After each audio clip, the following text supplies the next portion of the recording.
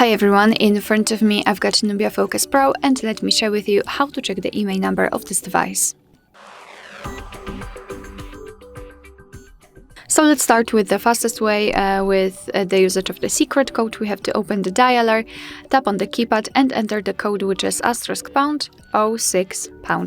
And as you can see, by this code we are provided with both IMEI numbers and the serial number of this device also. So let's tap on OK, and now let me show you another way through the settings. So we have to open them. Now let's scroll down to the very bottom to find About Phone.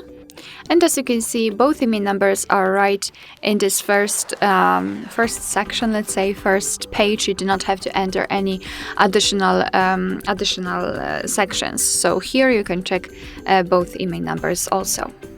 Alright, so that will be all. Thank you so much for watching. I hope that this video was helpful, and if it was, please hit the subscribe button and leave the thumbs up.